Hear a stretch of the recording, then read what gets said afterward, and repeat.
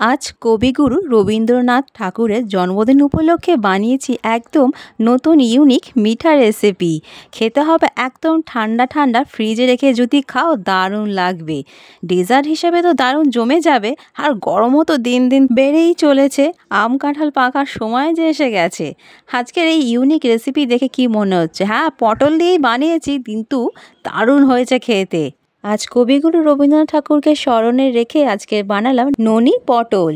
আজকের এই নতুন রেসিপি দেখতে হবে মন দিয়ে, স্কিপ করলে চলবে না, মিস হয়ে যাবে অনেক কিছু।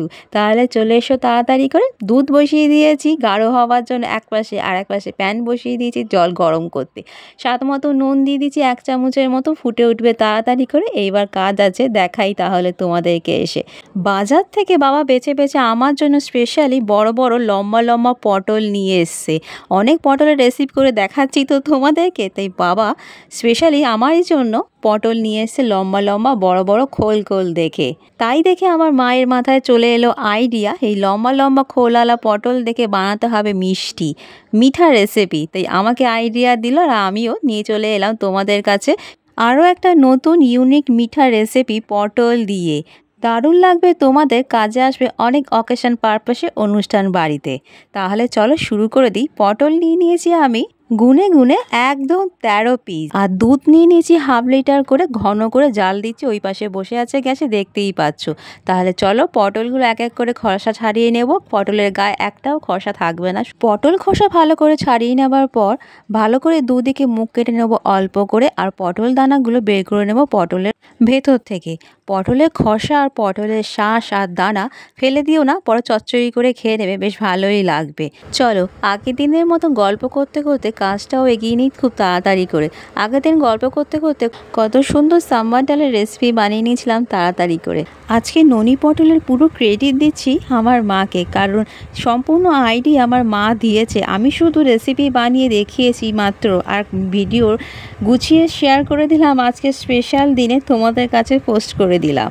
এমনিতেও আজকে একটা স্পেশাল দিন, রবীন্দ্রনাথ ঠাকুরের জন্মদিন উপলক্ষে স্কুল কলেজে সব জায়গায় পাড়ার অনুষ্ঠানে রবীন্দ্র জয়ন্তীর উৎসব পালন করা হচ্ছে। তাহলে আজকে সেই স্পেশাল দিনে শেয়ার করে নিলাম তোমাদের সাথে এক ননি পটল রেসিপি বানানোর জন্য অবশ্যই পটল রাখছে, আর পটলকে ভালো করে খোসা ছাড়িয়ে পটলের ভেতর থেকে দানা শাঁস বের করে খোল তৈরি করে নেবো। আর পুর তৈরি করে নেওয়ার জন্য অবশ্যই কেটে নেব কিছু ড্রাই ফ্রুট। 1 মুঠো করে আমি কাজু কিশমিশ নিয়েছি, ছোটো ছোটো গুঁড়ো করে কেটে আলাদা করে রেখে দেবো।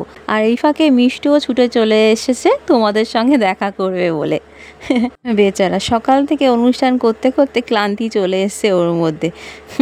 চলো যেটা বলছিলাম, পটল ভালো করে খোসা ছাড়িয়ে নেবো, খোল করে নেবো, আর গরম জলে নুন দিয়ে দিয়েছে ভালো করে সেদ্ধ করে নিতে হবে। তাহলে পটল সেদ্ধ করতে বসিয়ে দিলাম আমি, আর বাকি কাজ তাড়াতাড়ি করে ঝটপট করে নেবো। এখানে পনির নিয়েছি 200 থেকে 300 গ্রামের মতো। আমার বাড়িতে প্রায় দিনই পনির আসে, তাই পনির দিয়ে রেসিপি দেখায়। যদি পারো তো ছানা দিয়েও রেসিপি করতে পারো, কোনো প্রবলেম হবে না। আর এখানে পটলও পুরোপুরি সেদ্ধ হয়ে গেছে, নরম হয়ে গেছে। খেয়াল রাখতে হবে নরম হবে, কিন্তু যেন অতিরিক্ত নরম তুলতুলে না হয়ে যায়, তাহলে পুর ঢোকাবার সময় পটল পুরো ভেঙে যাবে।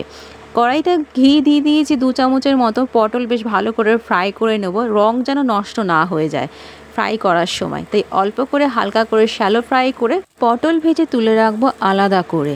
পটল ফ্রাই করে নামার পর আরও 2 চামচ ঘি দেবো। সাদা তেল ব্যবহার করব না, পটলের মিষ্টি বানাচ্ছি, সাদা তেল দেওয়া চলবে না, তাই ঘি ইউজ করতে হবে। ঘি গরম হয়ে গেলে কেটে রাখা কাজু কিশমিশ আর ছানা বা পনির বেশ ভালো করে পুর তৈরি করে নেব। আর মিষ্টি দেবো 3 থেকে 4 চামচের মতো। আমি হালকা মিষ্টি খাই, তাই আমি হালকা মিষ্টি দিলাম। তোমরা মিষ্টি দেবে ঠিক তোমাদের মতো স্বাদ অনুযায়ী, 1 কাপ বা ½ কাপের মতো। আগে থেকে করে রেখে দিচ্ছি 1 টিফিন বক্সের মতো খোয়া ক্ষীর, বা ঘরে দুধ জাল দিয়ে যে ক্ষীর তৈরি করা হয় সেই ক্ষীর মিশিয়ে দিলাম পুরের সাথে। বেশ গাঢ় গাঢ় পাক দিয়ে নামিয়ে নেবো, বেশি ঝরঝরে করব না। আঠা আঠা টেক্সচারটা যেন থাকে, তাহলে পটলের ভেতরে ঢোকাতেও সুবিধা হবে। আর রেসিপি বানানোর সময় তাহলে পুর ভেতর থেকে বাইরে বেরিয়ে আসবে না, নষ্ট হবে না, একরকম থাকবে পটলের ভেতরে। তাই আমার পুর তৈরি করা হয়ে গেছে, আর পটল সেদ্ধ হয়ে নরম হয়ে হালকা করে ঘি দিয়ে ফ্রাই করে নিয়েছি। এবারে পটলের ভেতরে এই ক্ষীরের পুর ঢুকিয়ে দেবো, কিন্তু তার আগে কিছু কাজ আছে। ½ লিটার দুধ নিয়ে নিয়েছি, আগে জাল দিচ্ছিলাম, অনেকটা গাঢ় হয়ে এসছে। এবার প্যানে ভালো করে বসিয়ে দেবো, আরও একটু গাঢ় আর ঘন করে নেব। তার আগে 2টো তেজপাতা মিশিয়ে দেবো আর স্বাদ মতো 1 চিমটি মতো একটু নুন দেবো। তোমরা অনেকে নুন ইউজ করো না, কিন্তু এই মিষ্টি জিনিসে একটু নুন দিলে টেস্টটা কিন্তু আরও দ্বিগুণ হয়। আর স্বাদ মতো চিনি মিশিয়ে দিলাম 4 থেকে 5 চামচের মতো, তোমরা দেবে তোমাদের মতো অনুযায়ী।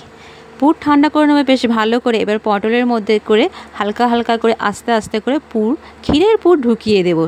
আচ্ছা, এখানে একটা কথা বলে রাখি, পুর তো ভালো করে ঢুকিয়ে দেবো পটলে, কিন্তু একটু জায়গা ফাঁকা রাখবো পটলের মুখের কাছে। আর দুধ ভালো করে জাল দিয়ে গাঢ় হয়ে এসছে, তার আগে একটু 1 চিমটির মতো স্যাফরন বা কেশর একটু হালকা করে ছড়িয়ে দিলাম। আর এখানে 4টে এলাচ দানা গরম করে গুঁড়ো করে পাউডার মিশিয়ে দেবো, বেশ ভালো লাগবে, ফ্লেভার আসবে। আর 1 চামচের মতো গোলাপ জল মিশিয়ে দিলাম। এবার সেই মহেন্দ্রযোগ চলে এসেছে, দুধ ফুটে গাঢ় হয়ে এসছে আর পটলের ভেতরে ক্ষীরে পুরো স্টাফিং হয়ে গেছে। এই সমেত 1-1টা করে পটল হালকা করে দুধের ওপরে বসিয়ে দিলাম, বেশ গাঢ় হয়ে যাবে দুধ। আর ক্ষীর সমেত পটল ফুটে আরও নরম হয়ে যাবে, দুধ একদম পুরো গাঢ় হয়ে যাবে। আর তার সাথে তৈরি হয়ে গেল ননি পটল। ননি পটলের এই গরম গরম রেসিপি এইভাবে সার্ভ করবো না, ফ্রিজে রেখে দেবো 1 ঘন্টার মতো, ঠান্ডা হয়ে যাবে একদম, তখনই ভালো লাগবে খেতে। আমি আগে থেকেই ঠান্ডা করে নিয়ে চলে এসেছি তোমাদের কাছে, তাই প্রথমে প্লেটিং করে দেখিয়ে দিয়েছি আমি। আর রেসিপিটা ট্রাই করার আগে ঠান্ডা করে নেবে ফ্রিজে রেখে, একদম পুরো ঠান্ডা কুল করে মিষ্টি ডেজার্ট হিসেবে খাবে, দারুণ লাগবে তোমাদের খেতে। আর এটা যে পটলের যে ননি পটল যে বানিয়েছি মিষ্টি, বোঝাই যাচ্ছে না যে পটল দিয়ে বানিয়েছি, দারুণ লেগেছে আমার। আমি বানিয়েছি বলে বলছি না, তোমরা একবার ট্রাই করে দেখো, তোমাদেরও দারুণ লাগবে। যারা পটল খাও না তাদের আর অজুহাত খুঁজতে হবে না পটল না খাওয়ার জন্য, দারুণ লাগবে। ঠান্ডা ঠান্ডা ননি পটলের রেসিপি ট্রাই করে দেখতে পারো, ঠকবে না। আর দুধের এই গাঢ় ক্ষীর দারুণ লেগেছে, ঠান্ডা ঠান্ডা যেন ঠিক রসমালাইয়ের মতো লাগছে টেস্টটা। আজ মনে হচ্ছে রবীন্দ্রনাথ ঠাকুরের জন্মজয়ন্তী সার্থক হয়েছে, যদি থাকতেন উনি একবার হলেও টেস্ট করাতাম, দারুণ লেগেছে। তাহলে আজকের রেসিপি কেমন লাগলো প্লিজ লাইক করে দিও। অনেক কষ্টে বানিয়েছি, মা বুদ্ধি দিয়েছে, আইডিয়াতে আজকে নতুন একটা ইউনিক রেসিপি বানাতে পেরেছি আর শেয়ার করতে পেরেছি তোমাদের সাথে। কমেন্ট করে জানিও আর বেশি বেশি করে শেয়ার করে দাও, আমি চাই এই রেসিপি সবার কাছে পৌঁছে যাক, আরও নতুন বন্ধুদের কাছে। সাবস্ক্রাইব অ্যান্ড ফলো করে রেখো আমাকে। আজ তাহলে আসি, সুস্থ থেকো, ভালো থেকো, সাবধানে থেকো।